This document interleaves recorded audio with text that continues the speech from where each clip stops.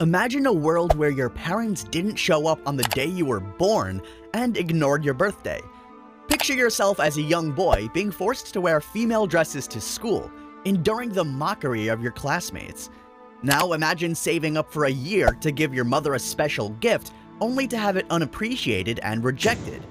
Heartbreaking, isn't it? These are just glimpses of the poignant stories that unfold in the series we'll be exploring today. In this video, we'll explain Phineas and Ferb from start to finish. Also, in the end, we'll uncover if Heinz Doofenshmirtz ever reunited with his parents after he was sent away from his family. Phineas and Ferb isn't just about fun and games. There's actually some serious trouble brewing in the tri-state area.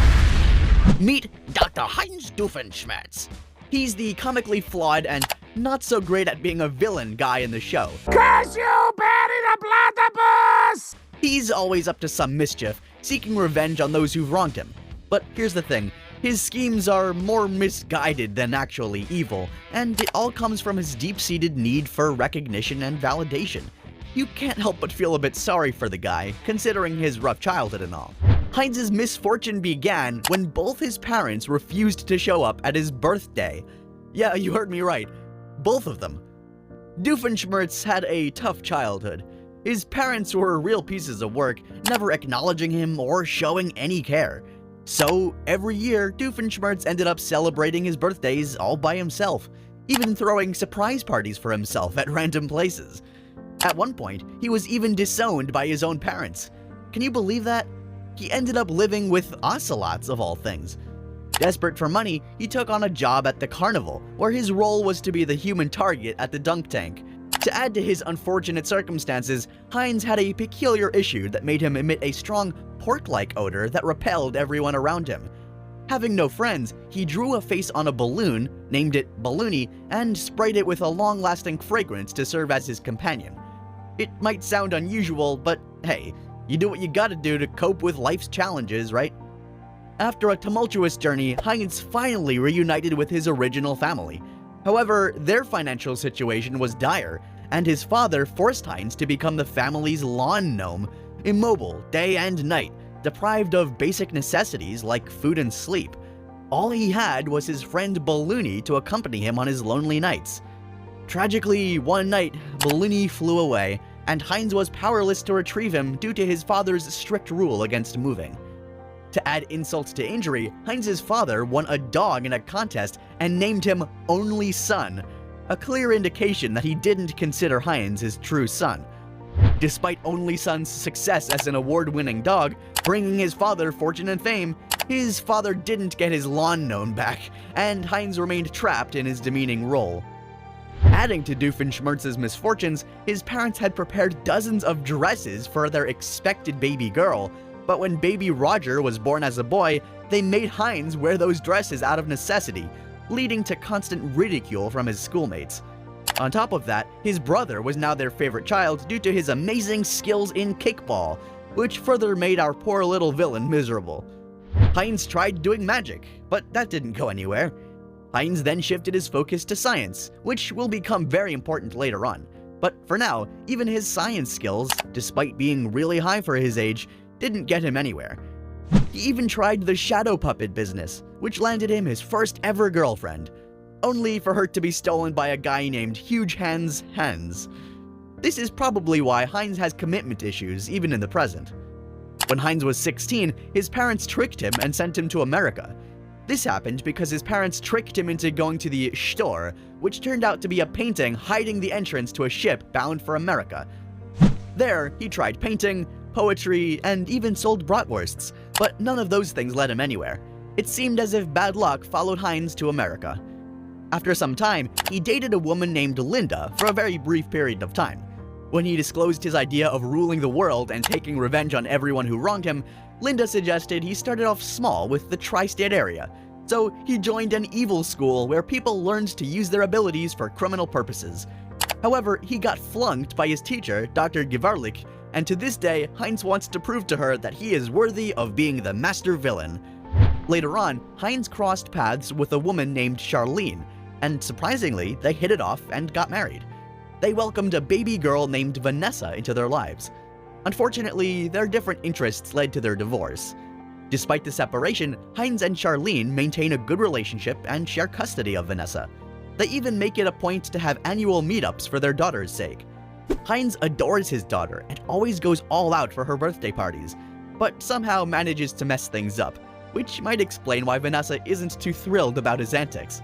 Perhaps it's because Heinz never got to experience his own memorable birthday parties growing up. During his time with Charlene, Doofenshmirtz had set aside his evil schemes. However, after their separation, he managed to acquire a large tower at a surprisingly low cost to start his taking over the world plan. The reason for its affordability was that the place was a nightmare at night, with constant noise from passing ships. He turned the tower into his headquarters, Evil Incorporated, where he put his scientific skills to work creating diabolical devices called innators that would cause chaos worldwide. In order to foil his wicked schemes, a secret organization known as OWCA enlisted Perry the Platypus as a spy. Perry's main task is to keep a close watch on Doofenshmirtz and prevent his evil inventions from causing harm. Considering everything Heinz has been through though, it's no wonder he turned out the way he did. But more on that later. Let's talk about the Phineas and Ferb family. So remember Linda, the woman who Heinz dated in his teenage life? She later became a pop star, married a guy, and had 2 kids with him named Candace and Phineas. But surprisingly, their father is never mentioned in the entire show. Similarly, Lawrence is the father of Ferb, whose mother is still unknown to the audience. Due to the similarity in their past relationships, Linda and Lawrence started dating and eventually married, making Phineas and Ferb stepbrothers. It's widely theorized that Heinz is the father of Phineas due to Linda's past relationship with him and Phineas's scientific abilities. However, this theory is not true. Linda only dated Heinz briefly, and Phineas is not her first child. The speculation would only hold if Linda had cheated on her husband after having Candace, which is highly unlikely. So, in this video, I am officially debunking this theory and denying any connection between Heinz and Phineas. As for the stepbrothers, they hit it off the moment they met and became best friends. Phineas is more of a creative type, always coming up with crazy inventions, while Ferb is the reserved type, who puts his creative ideas to life. Together, they make the perfect duo of calm and chaos. And trust me, the things these two make are larger than life. Their inventions include an animal translator, a time machine, a portal to Mars, and a freaking shrinking submarine. And all of this just to make the most of their summer vacation. Who knows what the two will do if they actually try? Another thing that surprises me is that the things they build are mostly made from things they find in their backyard. Sure, there are some cases where they actually go looking for parts, but still, you get what I'm saying. Another thing that's important to mention is that their mother has no idea about their inventions, which gets on the nerve of their sister Candace, who has only one purpose in life: expose her brothers and get them grounded. However, no matter how hard she tries, her attempts are always thwarted by some kind of accident.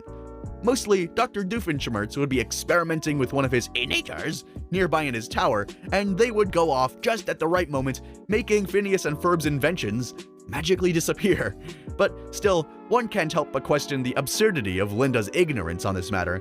It gets so bad that Linda starts considering her daughter crazy for constantly trying to make her see something that conveniently disappears just before she can lay her eyes on it. In the episode Phineas and Ferb Get Busted, Candace finally succeeds in busting her brothers for their wild backyard inventions, like a flying car and a control tower. Linda, their mom, feels guilty for not believing Candace and sends the boys to a reform school, thinking it's for their own good. Little did she know, it's more like a prison where the boys are treated poorly. Meanwhile, Candace starts to feel guilty and misses her brothers, so she and her boyfriend Jeremy try to rescue them. Unfortunately, their plans don't go well, and Candace fears losing her brothers forever. Luckily, this whole episode turns out to be a dream, and none of it actually happens. Candace never busted her brothers in the first place. Despite this dream though, Candace never does stop trying to bust them. Because Linda never believes Candace, it's speculated that she's already aware of her children's extraordinary abilities, but purposefully turns a blind eye to them. Because if you think about it, the boys' inventions have made public news, and sometimes have involved the entire town. Yet for some reason, Linda seems to be completely unaware of their wild inventions. It's a famous theory that she purposefully turns a blind eye to their creations to encourage their creativity and not to dampen their imaginative spirits. It's a plausible theory, but others have even wilder ideas.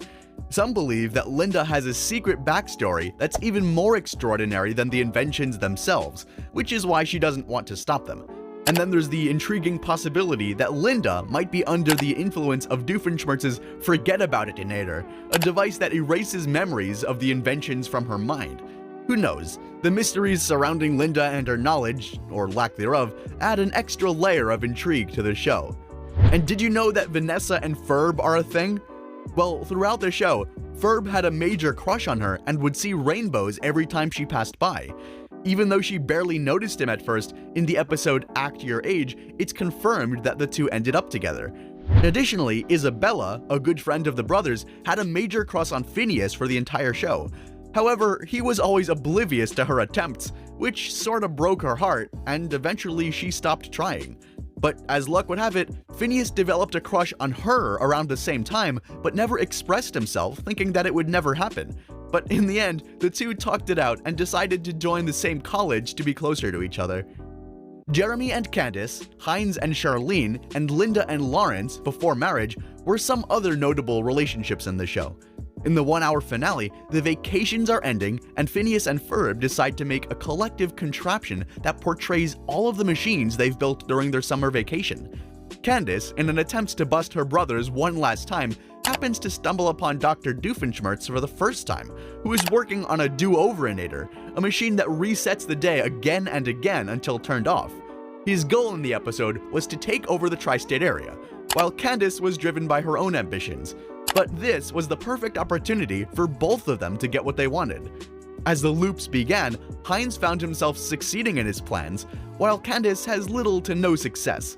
However, Doofenshmirtz actually found himself wanting to live with his daughter more than ruling the world. After 23 loops, the two realize that some rifts have started to suck up some parts and memories of the world, which poses the threat of the entire world getting erased. Unfortunately, the Inator gets sucked into the rift before Dr. Doofenshmirtz could stop it. And as for Candace, her brothers get sucked into the rift as well. While Heinz tries to make a new one to stop the loops, he realizes that the days are getting shorter and shorter and that he can never finish it on his own. Meanwhile, Candace gathers the group and purposefully enters the rift to locate her brothers in the other dimension. As she returns to her own dimension with the Inator, Heinz seeks help from Perry and Vanessa to finish his Inator as well. Both press their buttons at the same time to stop the loops, but we learn in the end that Heinz's Inator wasn't even plugged in, meaning that it was Candace who saved the world. The episode ends with Candace getting together with her brothers and their group, while Heinz gets the loving family that he always wanted. Another thing I should mention is that in the episode Last Day of Summer, Vanessa faces a dilemma when she lands an internship at OWCA, the organization fighting evil. The catch? Her dad is Dr. Heinz Doofenshmirtz, one of their sworn enemies. But Vanessa believes that her dad has a good side, and in a heartfelt moment, she convinces him to turn away from his evil ways. After a trial, Dr. Doofenshmirtz ends up with community service. But guess what? He becomes a teacher at Denville High, the same school where Vanessa is a student. It's a chance for him to make amends and build a new relationship with his daughter in a totally different role. So now to answer the question, did Heinz ever meet his parents after being sent to America? The answer is yes. So in the episode Father's Day, Heinz finally decides to visit his father after being sent to America. He wants to make amends and bring him their family's long-lost gnome as a gift. But as luck would have it, things don't go quite as planned. Heinz trips and accidentally breaks the gnome right in front of his father. Talk about bad timing. And to make matters worse, his brother Roger had already sent their father a bigger gnome that he loved even more. It's clear that even after all these years, his father still favors his other son. Poor Heinz left disappointed, realizing that some things never really change. Family dynamics, am I right? So that was Phineas and Ferb for you guys. If you enjoyed the video, then leave us a like and subscribe to our channel for similar content. Thanks for watching, and we'll see you in the next one.